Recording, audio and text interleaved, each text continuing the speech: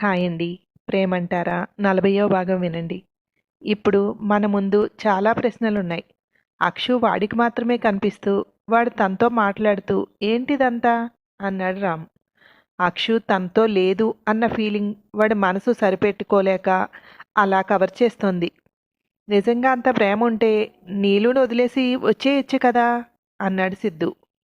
ఇప్పుడు ఈ aunty నీలుకు phone చేసి మనం వచ్చామని చెప్తే అటునుండి అటు ఎక్కడికైనా తీసుకుపోతుందా అన్నాడు రామ్.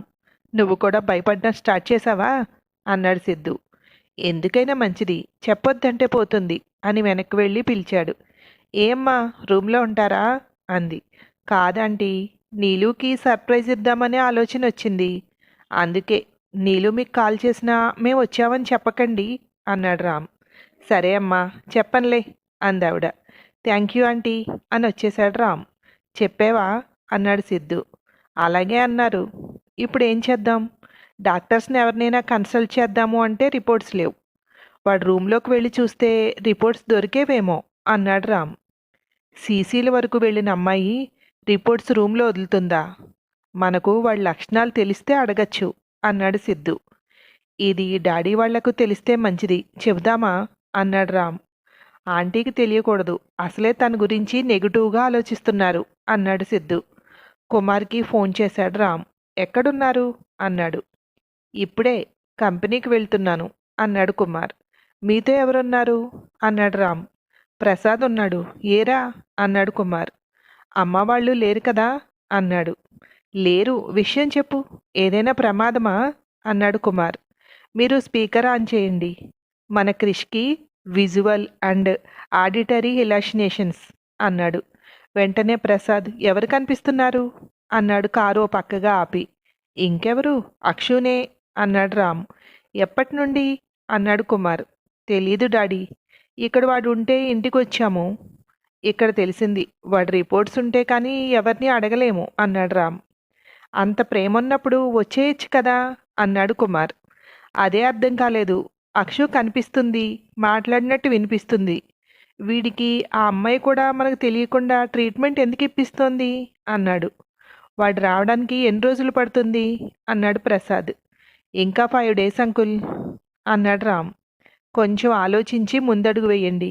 ఏదో ఉంది, నైస్గా వాడిని ఇండియా తీసుకొచ్చేయండి అన్నాడు కుమార్. అదే అనుకుంటున్నాం మేం కూడా, అక్కడికే తీసుకొచ్చేస్తాం అన్నాడు రామ్. ఇక్కడికి వచ్చే వరకు చెప్పకండి, అమ్మ వాళ్ళకి కంగారు పడతారు అన్నాడు ప్రసాద్. ఓకే డాడీ, మళ్ళీ ఏదైనా తెలిస్తే చేస్తాను అని కాల్ కట్ చేశాడు రామ్. చాలా నైస్గా తీసుకువెళ్ళాలి, అవసరమైతే ఆ అమ్మాయి వస్తానన్నా వద్దు అనకుండా అందరం వెళ్ళాలి అన్నాడు సిద్ధు. టికెట్స్ తీ, మనకే, మన ముగ్గురికి. తను కూడా వస్తానంటే అప్పుడు చూడొచ్చు అన్నాడు రామ్. అక్కడ అక్షు కూడా వీడినే తలుస్తూ ఉంది. వీడేంట్రా అంటే అక్షుతో మాట్లాడుతున్నట్టు తన పక్కనే ఉన్నట్టు ఊహించుకుంటున్నాడు. ఏంటిదంతా అన్నాడు సిద్ధు. అక్కడ వీడికి నిజంగా అంత ప్రేమ ఉందా అక్షు మీద? మరి నీలుతో ఎందుకు వెళ్ళాడు అన్నాడు ప్రసాద్. ఇక్కడుండగా అక్షు వస్తుంది అన్న ఆశ ఉండి ఉంటుంది. అక్కడికి వెళ్ళాక ఇక రాదు అనేది తట్టుకోలేకపోయి ఉంటాడు అన్నాడు కుమార్. దుర్గా, ప్రియ ఇద్దరికీ తెలియనివ్వకు, వచ్చాక ఎలాగూ తెలుస్తుంది అన్నాడు ప్రసాద్. ముందు నుండి ఆ అమ్మాయి అంటే పడదు ప్రియాకి అన్నాడు కుమార్. వాళ్ళిద్దరికీ ఇప్పటి నుండి దిగులు, రానిస్తుందో లేదో అనే టెన్షన్ అన్నాడు ప్రసాద్. ప్రియాకైతే వెళ్దామని కూర్చుంటుంది, రోజు గొడవ గొడవ చేస్తుంది అన్నాడు కుమార్. అక్షుకు కూడా తెలియనివ్వకూడదు, ముందు వాళ్ళకి ఫోన్ చేయి, అక్షుకు చెప్పొద్దను అన్నాడు ప్రసాద్. కుమార్ రామ్కి ఫోన్ చేశాడు. చెప్పండి డాడీ అన్నాడు రామ్. అక్షుకి చెప్పకండి అన్నాడు కుమార్. చెప్పలేదు డాడీ, చేసింది వెళ్ళారా అని, అడ్రస్ ఇంకా దొరకలేదు అని చెప్పాము అన్నాడు. ఇక్కడికి వచ్చే వరకు తెలియనివద్దు అన్నాడు కుమార్.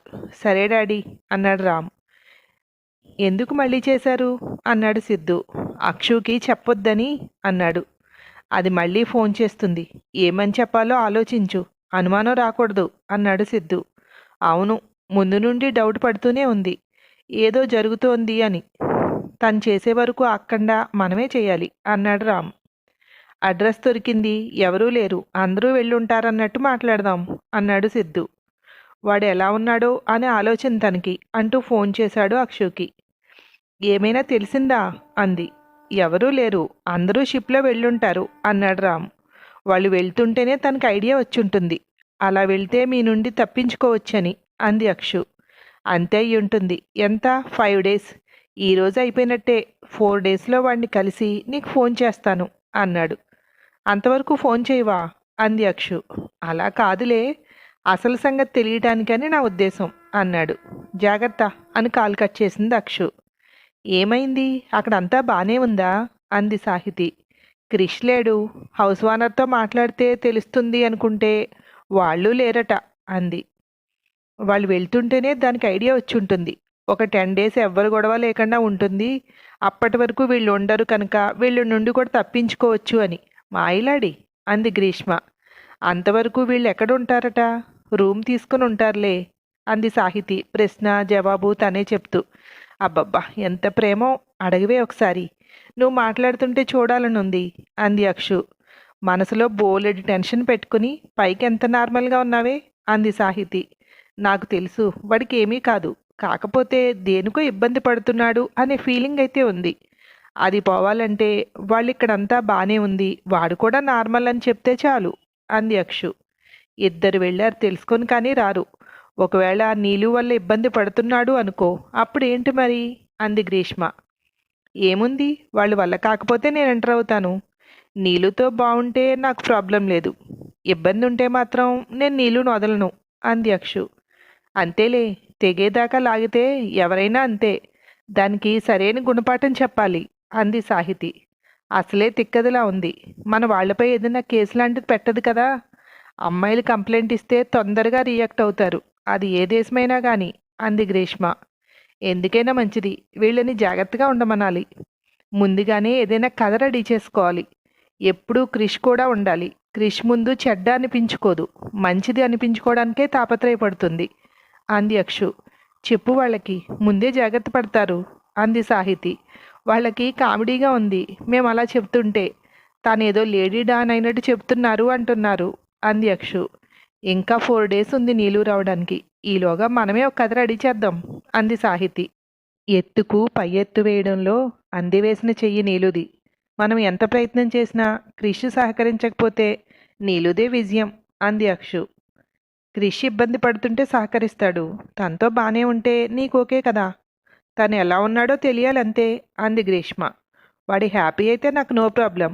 కానీ వాడు ఏదో ఇబ్బందిలో ఉన్నాడు అని నా మనసు చెప్తోంది అంది. ఆ తర్వాత ఏమైందో మరో భాగంలో వినండి. Thank you.